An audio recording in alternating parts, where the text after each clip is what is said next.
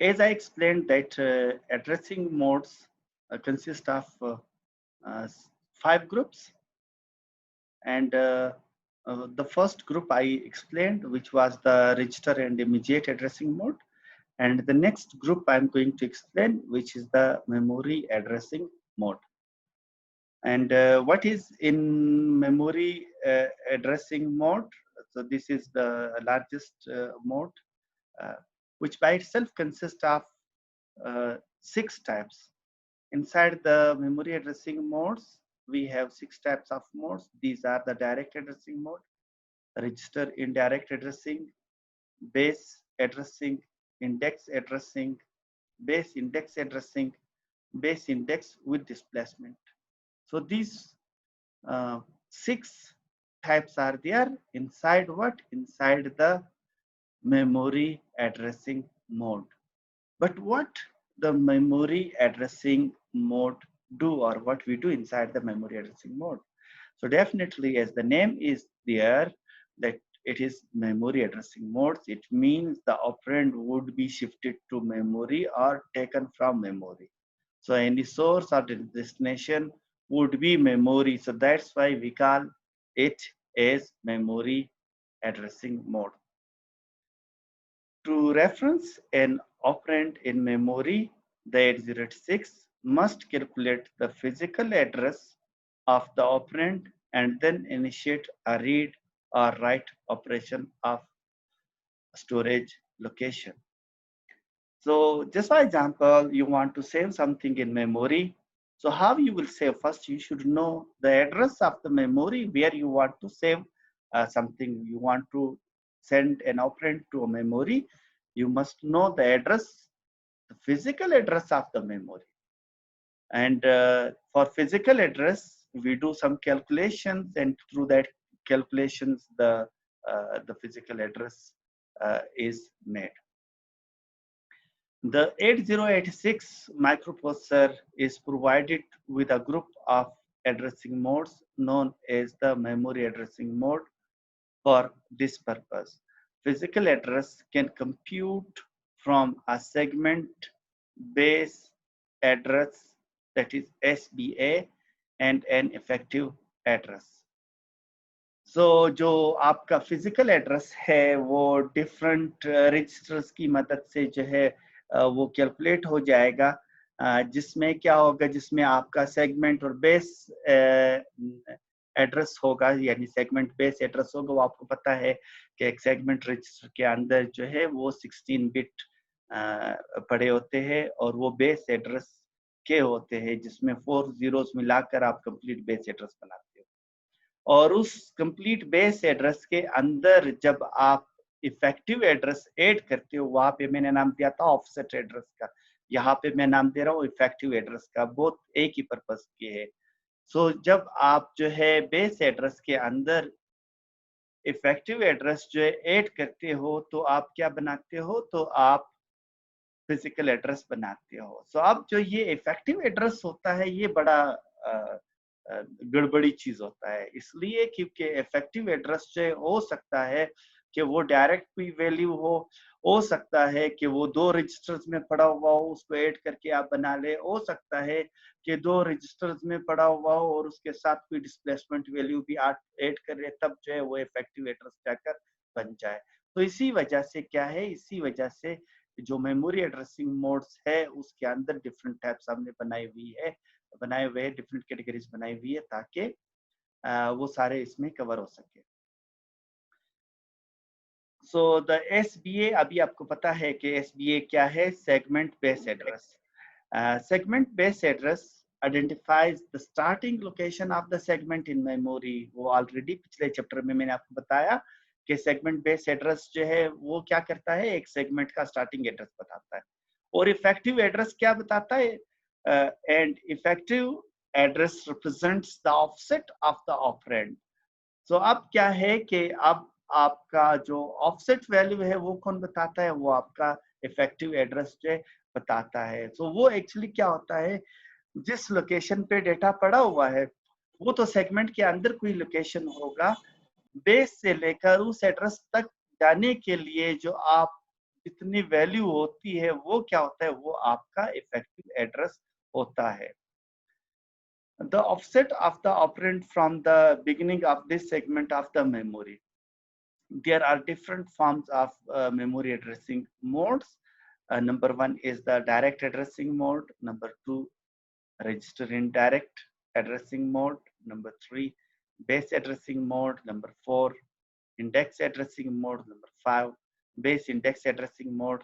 And number six, base indexed with displacement. So we will go one by one. The first one is direct addressing mode. So as the name is given, so in direct addressing mode, the address would be part of the instruction immediately.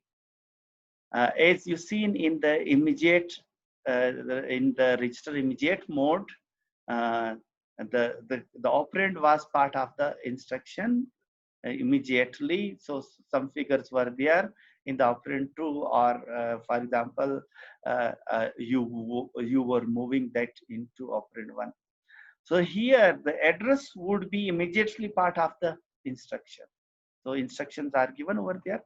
Direct addressing mode is similar to immediate addressing mode in that information is encoded directly into the instruction. However, in this case, the instruction operation code is followed by an effective address instead of data. Immediate mode में तो हम जो है data को part of the instruction बनाते थे, और यहाँ पर क्या होता है, जो इफेक्टिव एड्रेस होता है उसको हम पार्ट ऑफ इंस्ट्रक्शन बनाते हैं. कुछ एग्जांपल्स यहाँ पे दी हुई है. अभी ये एग्जांपल है मूव AL कामा DS सालन, और फिर आगे दिया हुआ है 2000H. H का मतलब तो हेक्साडेसिमल में यहाँ पे कोई वैल्यू लिखी हुई है. इसका मतलब क्या है, पहले इस इंस्ट्रक्शन को अच्छी तरह से मैं आपको समझा देता हूँ ताकि आपको समझ में आ जाए. इसका मतलब ये क्या है, ये इफेक्टिव एड्रेस है जो उसने लिखा है. ये इफेक्टिव एड्रेस इनफैक्ट क्या होगा, ये आपके बेस एड्रेस में ऐड हो जाएगा और उससे क्या बनेगा, फिजिकल एड्रेस बनेगा. और फिर उस फिजिकल एड्रेस पर आप जाओगे, उस फिजिकल एड्रेस पर जो कंटेंट पड़े हुए हैं उसको आप मूव करवाओगे, कहाँ पे रखोगे, AL के अंदर रखोगे. तो अब फिर हम एग्जांपल्स, न्यूमेरिकल एग्जांपल्स लेंगे कि फॉर एग्जांपल अगर DS की वैल्यू इतनी हो और अगर इसकी वैल्यू इतनी हो तो किस तरह एडिशन होगा और किस तरह वहां पे जो पड़ा हुआ है वो यहाँ पे मूव हो जाएगा. मैं डिटेल में अभी आपके साथ जो शेयर कर लेता हूँ. तो अभी आप इतना समझ ले कि ये जो अंदर लिखा हुआ है, जो स्क्वायर ब्रैकेट के अंदर लिखा हुआ है, ये क्या है, ये इफेक्टिव एड्रेस है. और यहाँ पे जो ये DS लिखा हुआ है वो सेगमेंट बता रहा है कि ये इफेक्टिव एड्रेस है, ये इस सेगमेंट का है. तो ये इफेक्टिव एड्रेस जो है बेस एड्रेस में ऐड हो जाएगा और उससे फिजिकल एड्रेस बनेगा. उस फिजिकल एड्रेस पर माइक्रोप्रोसेसर जो है जाएगा और वहां से डेटा उठाएगा और उस डेटा को कहाँ पर रखेगा, AL के अंदर रखेगा, क्योंकि ये वाला पार्ट हमेशा डेस्टिनेशन होता है. अब गौर कर लीजिए कि DS के का जो कंटेंट्स है वो तो बेस एड्रेस के 16 बिट्स बता रहे होते हैं. सो DS के अंदर आप 4 zeros का इजाफा करोगे और उसे बेस एड्रेस बनाओगे और फिर उसमें ये वाला वैल्यू ऐड करोगे तो उससे फिजिकल एड्रेस बनेगा, और फिर उस फिजिकल एड्रेस से पे जाओगे, वहां पे जो कंटेंट पड़ा हुआ है उसको उठाकर AL में रखोगे. अगर आपने यहाँ पर DS ना भी लिखा हो, DS सेमीकोलन नहीं लिखा हो, तो उसका मतलब भी यही है कि जो बाय डिफॉल्ट आपका सेगमेंट रजिस्टर यूज हो रहा होगा वो क्या होगा, वो DS होगा, जिस तरह नेक्स्ट इंस्ट्रक्शन में दिखाया गया है. सो अगर आप ये लिखो या ये लिख लो, दोनों का मतलब सेम है कि मूव AL कामा स्क्वायर ब्रैकेट और उसके अंदर क्या लिखा है 2000H. तो ये आपने लिखा, इसका मतलब ये है कि ये इफेक्टिव एड्रेस है, और ये जो बेस एड्रेस जो कि किसकी मदद से बनेगा, DS की मदद से बनेगा, और वो उसमें ऐड हो जाएगा, उसे फिजिकल एड्रेस बनेगा, और फिजिकल एड्रेस पर जो कंटेंट पड़े हुए हो वो उठाकर कहाँ पे रखोगे, AL में रखोगे. तो एग्जैक्टली वही चीज है. इसमें उन्होंने DS रखा हुआ, इसमें नहीं रखा हो, कुछ अगर नहीं रखा हो तो उसका मतलब ये होता है कि बाय डिफॉल्ट सेगमेंट रजिस्टर कौन सा यूटिलाइज हो रहा है, डीएससी यूटिलाइज हो रहा है। बी रिमेंबर, अगर आपने कोई दूसरा सेगमेंट रजिस्टर जो यूज करना हो, यानी मेमोरी के किसी दूसरे सेगमेंट में आपने से आपने कोई चीज उठाना हो, तब जरूरी है कि आप यहाँ पर उसको मेंशन करें। अगर आपने मेंशन नहीं किया हो वो तो सही है, वो आपका डीएस है, डेटा सेगमेंट है। लेकिन अगर आपने कोई दूसरा सेगमेंट यूज करना है तो फिर आपने क्या करना होगा, तो फिर आपने जो उसको जरूर यहाँ पर मेंशन करना होता है कि ये कौन सा वाला सेगमेंट है। फॉर एग्जांपल अगर ये जो है, से फॉर एग्जांपल के अगर ये कोड सेगमेंट है तो इधर डी सी एस लिखा जाएगा, अगर एक्स्ट्रा सेगमेंट है तो इस जगह पे क्या लिखा जाएगा, ES जो है लिखा जाएगा। तो इसी तरह जो है ये होगा। लेकिन अगर कुछ नहीं लिखा हो जिस तरह इसमें है तो फिर कंफर्म है कि आप किसको यूटिलाइज कर रहे हो, आप डीएस को यूटिलाइज। अच्छा, नेक्स्ट इंस्ट्रक्शन पे चले जाते हैं। नेक्स्ट इंस्ट्रक्शन में एक जो एग्जांपल दिया हुआ है उसमें क्या है, मूव AL कामा DS और फिर सेमीकोलन और यहाँ पे लिखा हुआ है स्क्वायर ब्रैकेट के अंदर 8088H। तो अब यहाँ पर ये एग्जैक्टली वही चीज है जो मैंने यहाँ पे आपको समझा दिया। तो ये एक्चुअली क्या है, ये आपका इफेक्टिव एड्रेस है और ये इफेक्टिव एड्रेस बेस एड्रेस में ऐड हो जाएगा। बेस एड्रेस किसकी मदद से बनेगा, डीएस की मदद से बनेगा। जब उसमें ऐड हो जाएगा तो वो क्या बनेगा, फिजिकल एड्रेस बनेगा। उस फिजिकल एड्रेस से कंटेंट उठाओगे, कहाँ पर रखोगे, एएल के अंदर। और इसी को आप वापस किस तरह लिख सकते हो, इसको मूव AL कामा स्क्वायर ब्रैकेट 8088H, यानी इसके अंदर अगर आपने DS सेमीकोलन नहीं लिखा हो तब भी क्या है, तब भी ये वही चीज है। अच्छा, नेक्स्ट इंस्ट्रक्शन की तरफ चले जाते हैं। वो क्या है, वो आपके पास है move DS semicolon square bracket 1234H comma DL। Be remember, क्या ये वाला पार्ट, जो पहला वाला पार्ट होता है वो हमेशा क्या होता है, इस तरह ये हमेशा डेस्टिनेशन होता है। और जो दूसरा वाला पार्ट होता है, दूसरा वाला ऑपरेंड हमेशा क्या होता है, सोर्स होता है। अब यहाँ पे सोर्स क्या है, सोर्स आपका DL है। DL क्या है, वो एक रजिस्टर है जिसके अंदर कुछ पड़ा हुआ है और उसको आप मूव करवा रहे हो। कहाँ पर, इस लोकेशन पे मूव करवा रहे हो। और ये लोकेशन किसका है, ये जो है डेटा सेगमेंट के अंदर कोई फिजिकल एड्रेस है। और वो कैसे बनेगा वो फिजिकल एड्रेस, और वो उसके अंदर ये वाला इफेक्टिव एड्रेस है और वो ऐड हो जाएगा बेस एड्रेस में। बेस एड्रेस वो जो डीएस बना रहा होगा, तो इन दोनों को जब ऐड करोगे तो वो लोकेशन बनेगा। उस लोकेशन पे क्या मूव हो जाएगा, डीएल के कंटेंट्स वहां पर मूव हो जाएंगे।